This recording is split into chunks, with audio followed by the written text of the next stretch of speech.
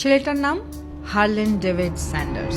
5 বছর বয়সে বাবাকে হারান, 16 বছর বয়সে স্কুল ছাড়েন, 17 বছর বয়সে 4 বার চাকরি হারান, 18 বছর বয়সে বিয়ে করেন, 19 বছর বয়সে বাবা হন, আর 20 বছর বয়সে স্ত্রী মেয়ে তাকে ছেড়ে চলে যায়।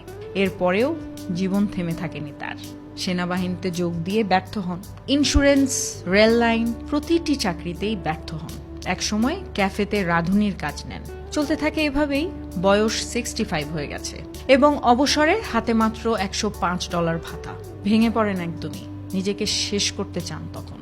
তবে শেষবারের মতো ভাবেন, আমি কি পারি? এই প্রশ্নটা তিনি নিজেকে করেছিলেন। উত্তরে আসে রান্না। $87 ধার করে মুরগি কেনেন তখন, নিজের স্পেশাল রেসিপিতে ফ্রাই করেন। কেন্টাকিতে বাড়ি বাড়ি গিয়ে বিক্রি করা শুরু করেন এবং সেখান থেকেই জন্ম নেয় কেন্টাকি ফ্রাইড চিকেন, মানে আমাদের অনেক পরিচিত KFC। যে মানুষটা একসময় হাল ছেড়ে দিতে চেয়েছিল, সেই মানুষটাই 88 বছর বয়সে কোটিপতি হয়ে যান। আর আমরা তাকে চিনি কোলোনেল স্যান্ডার্স নামে। এই গল্পটা কি শেখায় আসলে আমাদের? শেখায় ব্যর্থতা শেষ নয়, শুরু হতে পারে। বয়স কখনো বাধা হতে পারে না। ছোট দক্ষতাও বড় স্বপ্নের রূপ নিতে পারে একসময়। এজন্য চেষ্টা চালিয়ে গেলেই জয় সম্ভব। তাই তো আমি সবসময় বলি, বয়স, সময় যাই হোক, শুরু করতে হবে আজই।